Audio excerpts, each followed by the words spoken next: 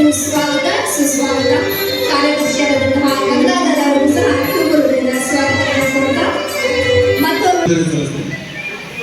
ನನ್ನಲ್ಲಿ ನನಗೆ ನಂಬಿಕೆ ಇದೆ.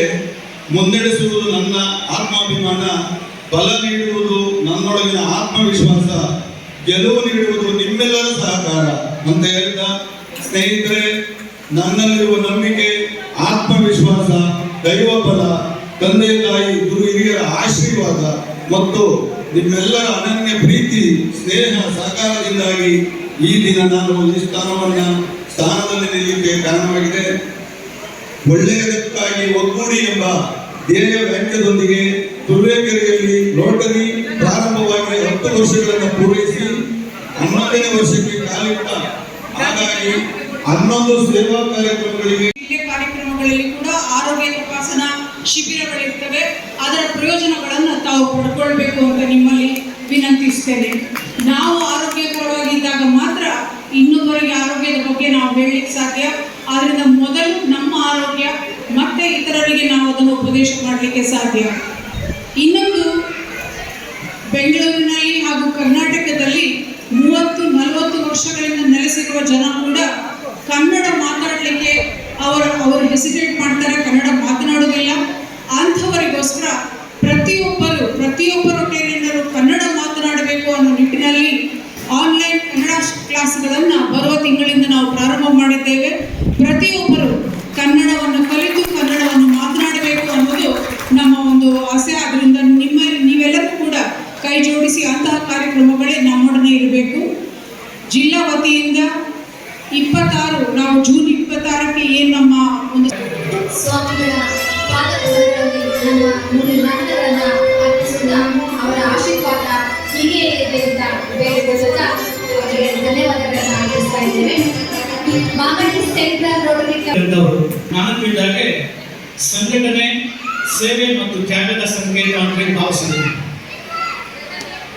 ಹುಲ್ಲಾಗು ಬೆಟ್ಟದಲ್ಲಿ ಮನೆಗೆ ಮುಲಿಗೆಯಾಗು, ಬೆಲ್ಲ ಸಕ್ಕರೆಯಾಗು ದೀನ ದುರ್ಬಲರಿಗೆ ಎಲ್ಲರೂ ಒಂದಾಗು ಬಂಧುಕಿಮ್ಮ ಅಂತೇಳಿ ಬೀಜವರ ಕಗ್ಗದಲ್ಲಿ ಮಾತಾಡ್ತಾರೆ. ಆ ಹಿನ್ನೆಲೆಯಲ್ಲಿ ಇವತ್ತು ಕಾಕತಾಳೀಯ ನಮಗೆ ನಮ್ಮ ಉಮೇಶ್ ಅವರ 25ನೇ ಆನಿವರ್ಸರಿ 2000 ಇಸ್ವಿಲ್ ಅವ್ರದ್ದು ಆಗಿದ್ದು. ಅವ್ರಿಗೆ 2 ಮಕ್ಕಳಿದ್ದಾರೆ. ಇವತ್ತು ಅದೇನೋ ಗೊತ್ತಿಲ್ಲ, ಉಮೇಶ್ ಅವರ ದಂಪತಿ ಅವರು 100 ವರ್ಷ ಬಾಳ್ಲಿ ಅಂತೇಳಿ ಈ ವೇದಿಕೆ ಮೇಲೆ ಹಾರೈಸ್ತೀನಿ. ಹಾಗಾಗಿ ಇವತ್ತು ನಮ್ಮ ಚೇತನ್ ಅವರು ಒಂದು ಸಂಕಲ್ಪ ಮಾಡಿದ್ದಾರೆ, ಕನ್ನಡವನ್ನು ಕಲಿಸ್ಬೇಕು.